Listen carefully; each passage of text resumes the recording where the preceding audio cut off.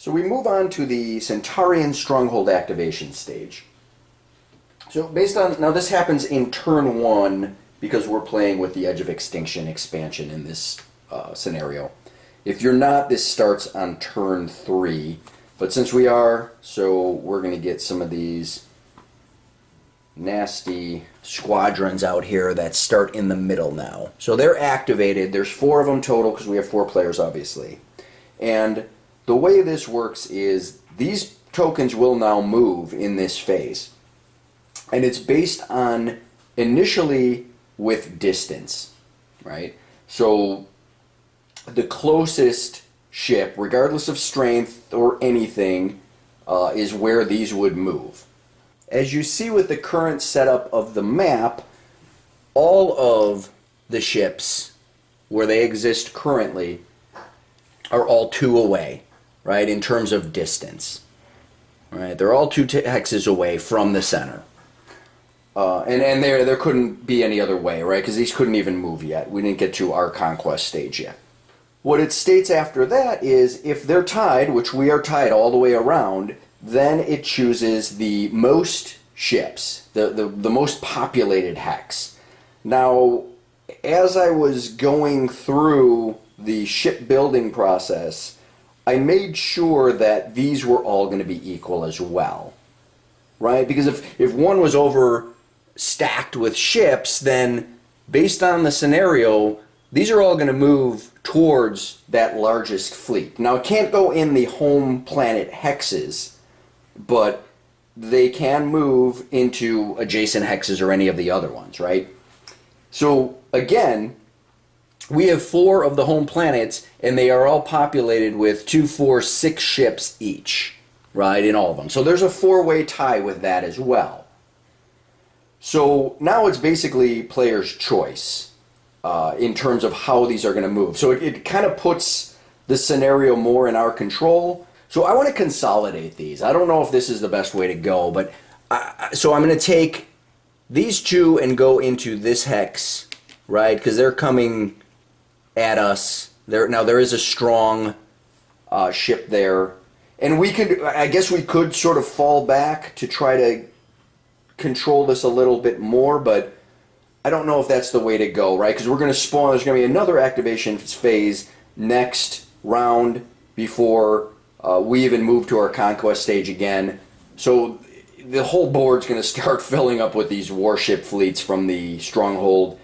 And I should also mention, you need to be adjacent to the Centaurian Stronghold to even attack it, to begin attacking. And in addition to that, there can't be any of these war fleets, these Centaurian war fleets on the board, these squadrons.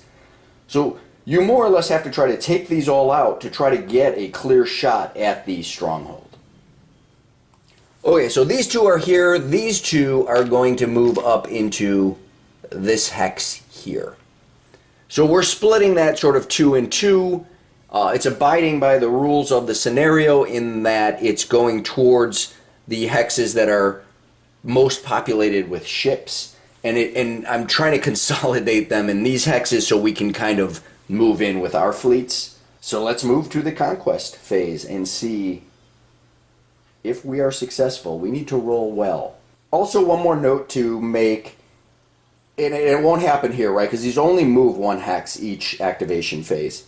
But if they move into a hex with player ships, then a battle immediately takes place. So during this activation phase, there could be battles happening right out of the gate, right? Immediately when they move into the hex. So you can sort of try to take them out before the conquest phase at all. So that's going to be interesting. And again, that's why I think you need to sort of rush in there to try to get that under control. Because again, when all of the war fleets get, the warship squadrons, I should say, get on the board, the game ends. Moving on to the first of the 2 conquest stages. Again, we completely skip the WMD stage in this fully cooperative scenario. There's no weapons of mass destruction in this scenario when you're playing fully cooperative. Also, I should mention for the conquest stage and specifically around movement, So I'm not going to worry too much about the... normally I play with the drive power movement and then optionally ship blocking sometimes. So that's not going to be a factor here in terms of, you know, reverse turn order and all of that. So I'm just going to, since we're all working together here, I'm just going to go through the players to move their ships. So with the Arctic Dominion, we are at the load population. So I have 4 total population on Terra Nova. I'm going to take 3, and I'm going to put them all in Sigma 2 battle carrier with the intention that I'm going to take 1 battle carrier into battle with me, hence the name, and the 3 population are going to be moving safely to this hex here is sort of my intention. And so why don't we do that? So I'm going to move down 1 space here. I have the fusion drive, but I'm just going to move 1.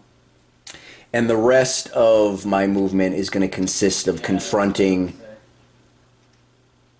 the... Well, there's going to be a Centaurian resistance in that hex, but also we have 2 of the Stronghold warship fleets as well. Also, we don't want to leave our Dark Raider out over here in Lyra. Now, remember, with the Arctic Dominion, I did purchase the fusion drive, right? So this Dark Raider is going to move into here as well, which is 2 movement into that same hex. Okay, so for the Solaris Confederation, I'm going to load 3 also population into Sigma 2, the battle carrier, and likewise I am going to move Sigma 2, which is this one with the little mark on it, down 1 space. I'm going to leave 2 population here because I kind of don't want to lose population, and the rest of this fleet is going to move into this hex as well, including my 2 fighters. And I'm going to expand that out so we can have the battle because that's getting a little crowded. So they only have 1 movement each. I didn't have the fusion drive for the Solaris Confederation. So this other Dark Raider is going to just move 1 space up from this adjacent planet up to here in there's a Centaurian resistance there, but I'm hoping to also bring down the Sirius Theocracy as well to kind of see if we can take them out, because it is round 1, so it's a little more doable, and try to get some rewards from that. Okay, similarly with the Sirius Theocracy, so in this case I only have 2 population left, so I am going to, I guess it's been a trend, so I'll go Sigma 2 with 1 population to leave 1 back to get the CP, and we're going to move Sigma 2 1 back here, and these folks are going to move in to this hex to meet the resistance. And I just noticed as well, so we've got war cruisers with both of these top factions and their fighters down here, so that's going to be, we'll see how that sort of pans out. And then, so this Dark Raider is going to move down 1 hex to assist the Solaris Confederation. Finally, movement for Blackwater. I have 2 population cubes on Apollo. I'm going to take 1, go into Sigma 2, and move Sigma 2 1 back. The rest of these ships are all going to follow suit and move into here. And I have the Dark Raider over here in the adjacent planet. Again, he has a fusion drive, so he's going to join the mess over here as well. Again, drive power movement normally goes in reverse order. In this case, it's not going to really matter in terms of Well, for a couple reasons, right? We're all fully cooperative here, and in addition to that, the exploration, it affects all players that go in that end their movement on that hex, right? So these massive fleets that are in these two hexes are both going to be affected by the events that come here because of the exploration module. In terms of the single units on a hex, only that player will be affected by the event from here. And then in terms of these two players now, they've ended their movement there as well, so they will both have to resolve that effect. Okay, just a heads up, guys, there's going to be some event cards that are drawn, so if you don't want to see what some of these are and make it a surprise, I guess, for you, don't watch this part. I read a lot of the text. Also, I made a mistake where I was drawing multiple event cards when two factions shared hexes. So I'm cleaning that up and editing that now. I'm not going to keep any of the benefits. Actually, I don't get any benefits. There was one case where a hex was set as no battle, no space battle zone. But I'm removing that because that was the second of the two cards drawn, and then I resolved the Centaurian battle as well, so I'll add that video in. But I cleaned it all up. So without further ado, here's the rest of the video. Thanks. Let's start in the back right corner with Blackwater with the battle carrier for exploration. So we will flip this hex over. It is a Phasian planet, which is really good. There are no moons, so that's really going to be good when we deploy our population there. I do need to draw an event card, which is a Bane Space-Time Vortex. Again, I have sector scan with all of the players, so this is not going to affect us. The left rear of the map, we have... Okay, so this is a Exinium planet. It has 5.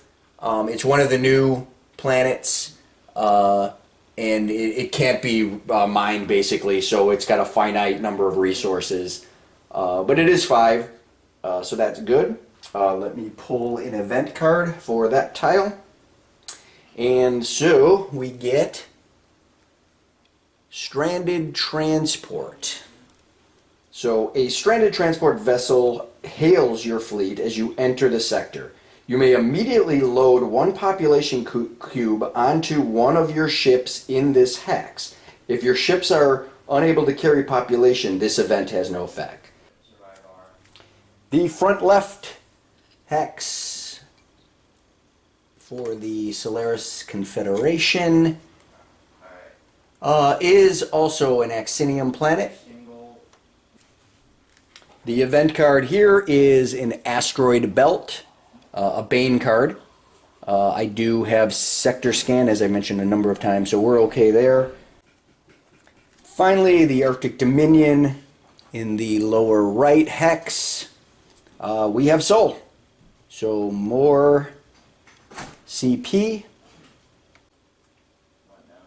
Okay, so moving to the left here, where these two Dark Raiders came into this hex with the regular Centaurian resistance, we have this is one of the new planets as well, with the civilian icon on it, and it's Exinium. We don't have anyone to drop in here, but we do reveal that now. This stays on, these ships stay on.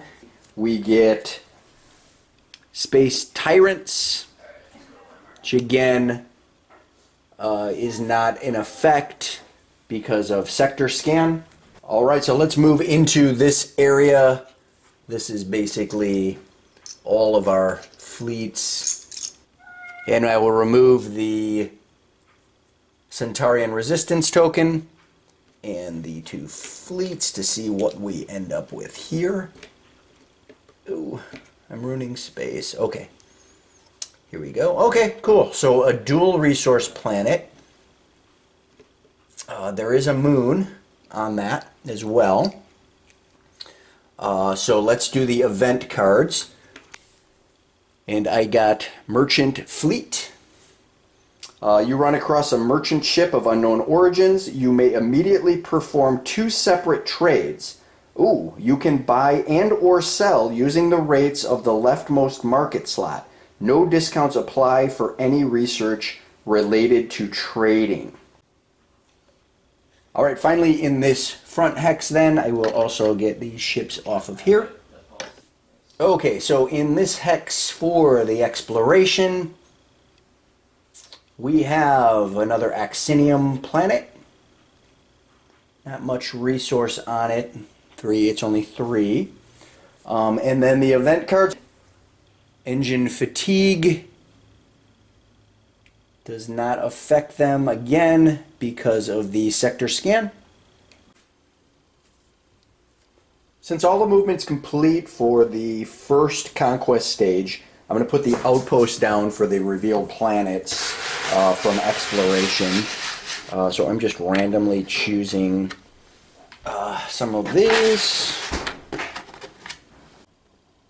We have got some conflicts to deal with.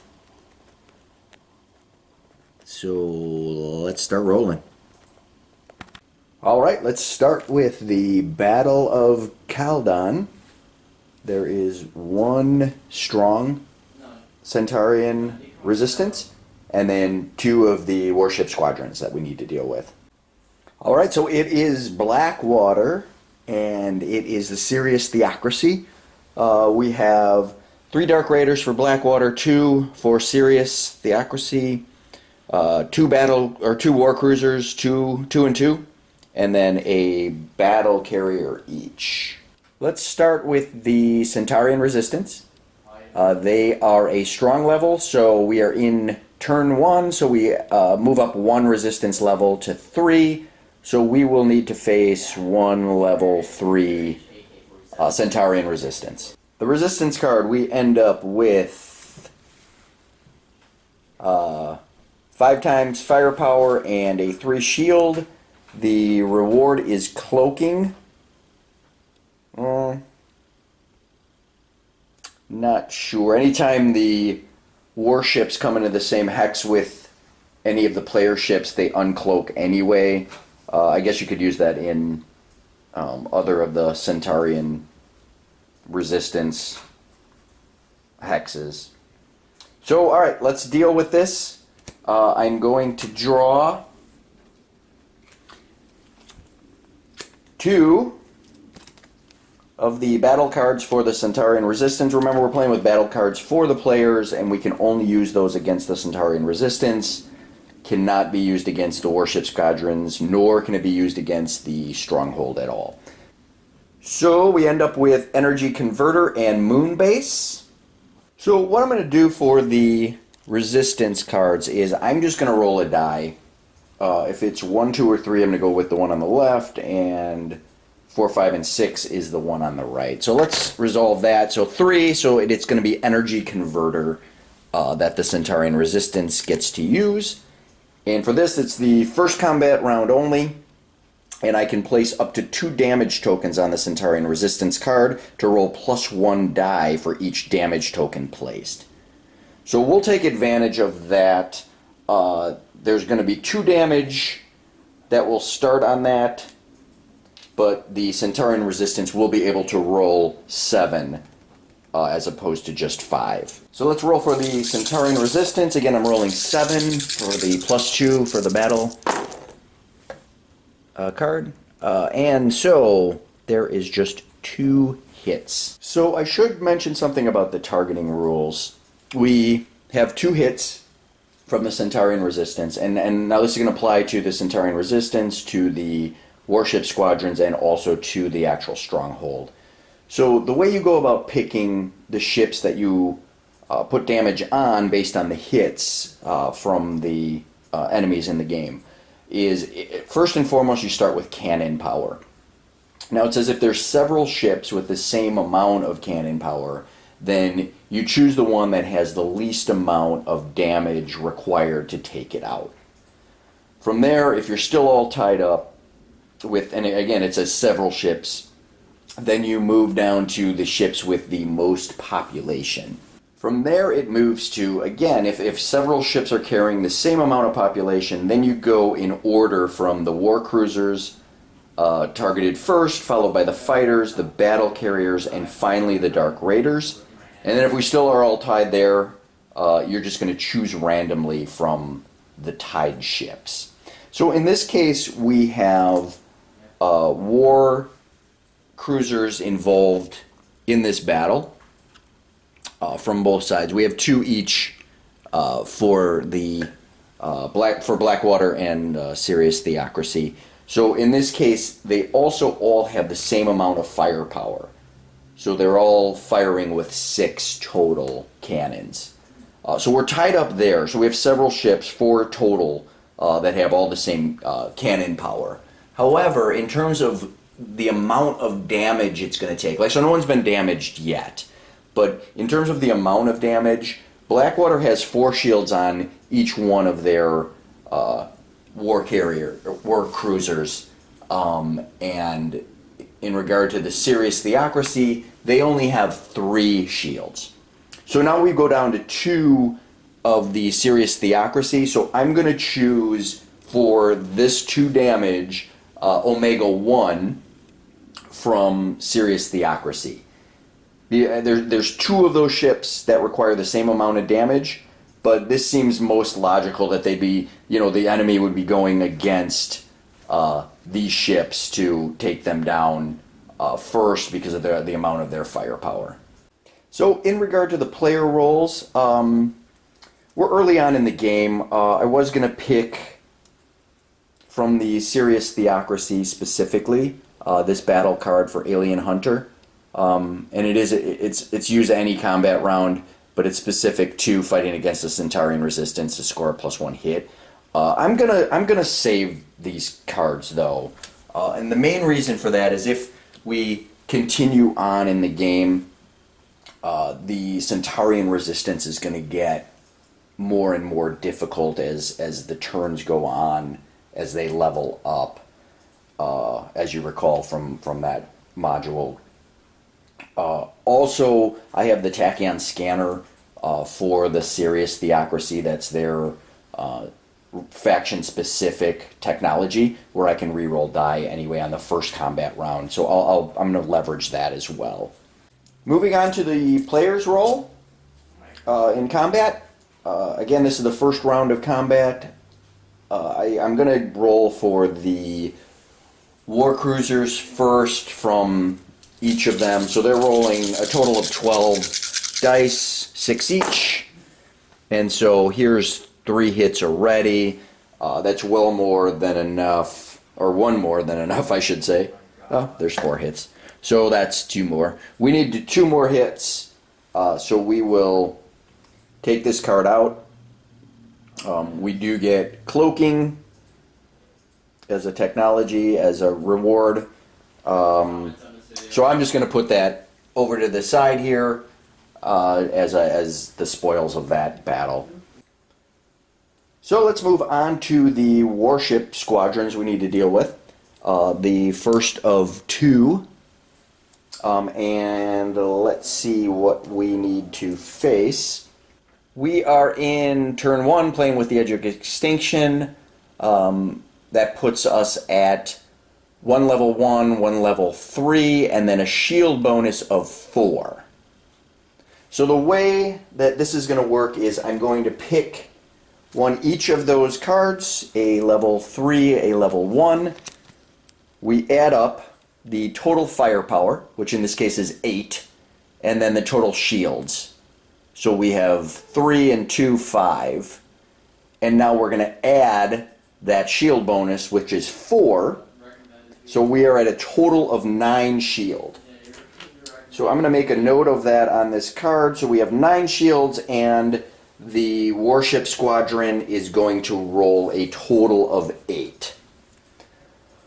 Also, we need to deal with an additional rule.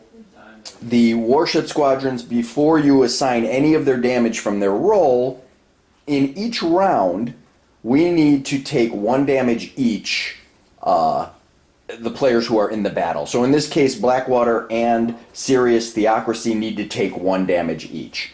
So I'm going to have to take on my War Cruiser Omega 1 damage for Blackwater. So I will make a note of that. And then I need to take 1 additional damage on my other War Cruiser. So I am up to 3 now on Omega 1 for the Sirius Theocracy. So for the Warship Squadrons roll, 2 4 hits. Again, the ships with the most firepower, the most cannon strength are the War Cruisers. So 1 of these damage is going to go against Omega 1 for the Sirius Theocracy to destroy that particular ship. Again, it will still participate in this battle. It's not going to make it till the next round. So that's the 1, and then we have 3 more to assign. Now we have a tie in regard to the War Cruisers, so I'm going to just ascribe it, or assign it, I should say, to Omega 1 for Blackwater. So that's an additional 3, and that puts us at a total of 4. Okay, so the War Cruisers are going to roll for each side. And we have 1, 2, 3, 4, 5, 6, 7 damage. Really, 8 damage. A really excellent roll. Now, and notice I have 3 die left from the Sirius Theocracy. I have the Tachyon Scanner. So I'm going to make note of that as well. Because I can re-roll all or any of the dice that I roll in the first round with the Tachyon Scanner. I'm going to keep these hits, obviously, and I'm going to keep all these hits for Blackwater. But these I'm going to make a note of. We still have more combat dice to roll because we have more firepower still. But I just wanted to point that out as well. Okay, so the second War Cruisers from each will roll now. And let's see, 1, 2, 3, 4 hits, which is great. That's going to take care of the first of the 2 squadrons within the first battle round. So we hold on to these cards, right, because we have another warship squadron within that same hex that we need to deal with now.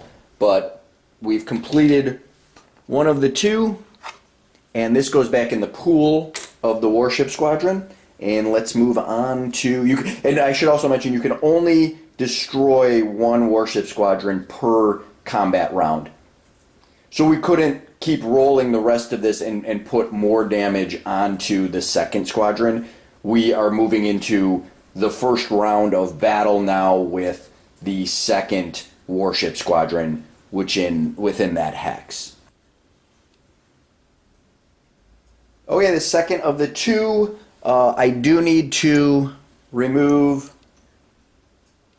this cruiser as it was destroyed in the last round, and I need to assign 1 damage to each of the players, so we end up with 5 damage now on Omega 1 for Blackwater. So that's effectively going to destroy that ship after this battle is complete. And then I need to put 1 damage on Omega 2, the other cruiser for the Sirius Theocracy. The roll for the second warship squadron, we end up with only 2 hits. Excellent. So we're getting lucky with some of these rolls.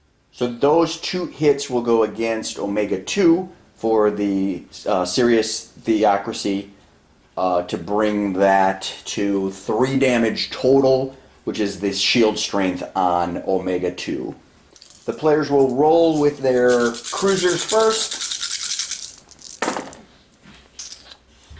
2, 3. 4 hits total.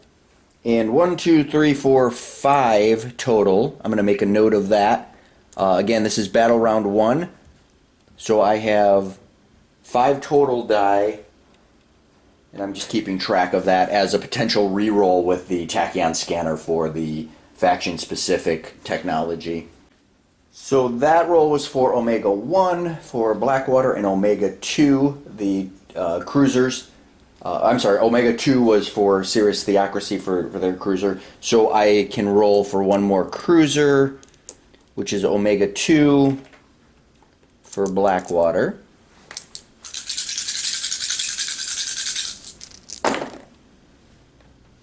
And we get 3 more hits.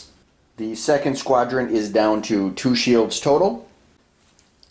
Okay, I'm going to roll for the Dark Raiders and the Carriers.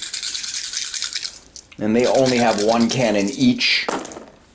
And we end up with 2 more hits. So that takes out the shield completely of that first squadron. And I have 2 ones rolled for Sirius Theocracy. So that's a total of 7 dice that I can re-roll based on the tachyon scanner, which is really important, right? Because there's no more shields left on this warship squadron. However, it is not destroyed yet. I need 1 more hit to destroy it. If I didn't have that technology, I could not go into, or I could not roll anymore. And you can't use any battle cards or anything, right, against the squadrons.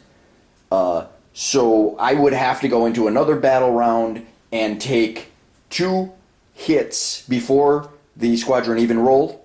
And then in addition to that, the squadron would get to roll another 8 dice. So I am going to obviously use that technology, and I get to roll 7 more dice for the Sirius Theocracy. So this is the reroll of the dice for the tachyon scanner technology. And I have, luckily, some hits within that pool. So those 2 are enough to destroy the second squadron. Now, so these cards are just discarded. You do not get any of the rewards because this is for the actual the warship squadrons. But the battle is over. We did lose, let's see, Omega 1. So this ship is now out of the game, and we sustained a good amount of damage on Omega 2, so we're down to just 2 more war cruisers, but not too bad, not too bad. We didn't sustain as much damage as I thought we might. Also remember, we did defeat that Centaurian resistance. However, the piece is not removed from the game. It goes back on the hex with the destroyed or damaged side, where there's an opportunity it can get repaired later in the game, depending on if there are any ships, player ships within that hex. Once again, thanks for joining, guys. If you have any comments, leave them below. I guess the main question I have, now that I've played through this a bit, is in regard to the warship squadrons when they are dealing out 1 damage per player in the battle before. Does that ship, if it gets destroyed, participate in that battle? I'm treating it as if that ship is already in the battle, and in the same way where if your ship is destroyed during the battle with hits, because we're all firing simultaneously, we're staying in. But I'd like to get your thoughts on that. That I guess is the main question I have. And also I cleaned up the, I mentioned it earlier, but I cleaned up the error I had with the events. So when multiple players end their turn in a hex, they just share the 1 event card that's drawn. So I've fixed that in this video as well, and going forward with the next videos, I've fixed that. Alright guys, see you later.